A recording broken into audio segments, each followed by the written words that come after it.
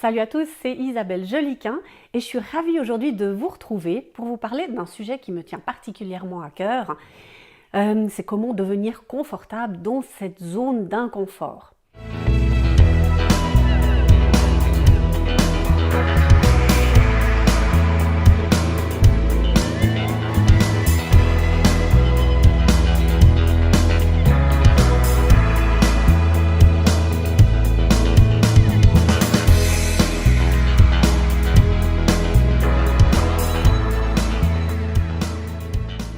Alors c'est quoi cette zone d'inconfort? C'est typiquement une action que vous n'avez pas l'habitude de faire et qui vous met peut-être dans un état de stress ou de panique.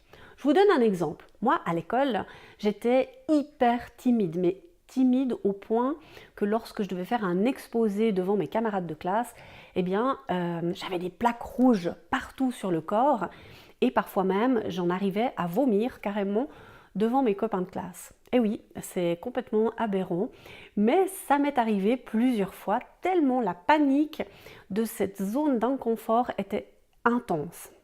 Alors j'aimerais vous donner quelques trucs et astuces pour que vous puissiez apprivoiser cette zone d'inconfort pour vous y sentir de mieux en mieux. D'abord, il faut croire en vous. Ça, c'est la première chose. Si vous avez confiance en vous et croyez en vos compétences, vous allez pouvoir faire des choses qui, même si vous avez l'impression que votre intérieur, votre corps est en compétition, vous allez y arriver parce que vous croyez en vous et vous avez confiance en vous. Ça, c'est vraiment la chose essentielle. Il faut vraiment aller au-delà de cette peur et ensuite vous allez récolter vraiment tous les bienfaits que cela vous procurera. Parce que quand on est fier de soi, d'avoir accompli quelque chose d'exceptionnel, ça rend notre journée tout à fait enrichissante. Typiquement, il y a des gens qui sont très timides et qui n'osent même pas demander, par exemple, l'heure à quelqu'un dans la rue. Ça les tétanise. Si on arrive à faire ces petits pas et d'essayer de se dépasser, notre journée, elle est complètement différente. Quand on doit faire aussi quelque chose qu'on n'a pas l'habitude de faire et qui nous donne justement cette sensation d'angoisse, de stress, il faut absolument éviter la procrastination. Alors qu'est-ce que la procrastination? C'est le fait de remettre au lendemain les choses que l'on peut faire le jour même. Lancez-vous des défis. Je ne sais pas si votre envie, ce serait d'aller faire de l'acrobranche, vous savez, c'est marcher en haut des arbres sur des espèces de fils et puis des nacelles.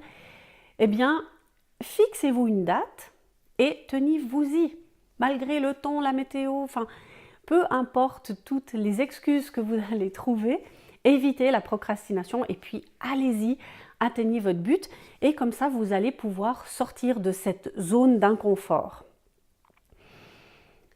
Quand on surpasse l'inconfort, finalement, on obtient quelque chose d'incroyable qui se passe en nous. C'est cette fierté, puis de se dire « Waouh, j'ai osé, j'ai réussi et qu'est-ce que ça me fait du bien !» Et puis, vous allez pouvoir ensuite avancer et faire d'autres actions qui vous paraissaient, peut-être il y a encore une année, complètement impossibles. Donc, allez-y, fixez-vous des mini-défis. Et puis, partagez aussi votre expérience sous cette vidéo. Qu'est-ce que vous avez osé faire? Qu'est-ce que vous n'avez pas encore osé faire? Et puis, tout le monde va vous aider à y arriver par les encouragements. Et je sais que cette communauté est très bienveillante. Donc, j'attends aussi de chacun d'entre vous que vous puissiez vous aider à atteindre justement ces petits défis que vous allez vous fixer. Sur ce, moi, je vous souhaite une excellente journée. Et je vous dis à très vite. Salut les amis.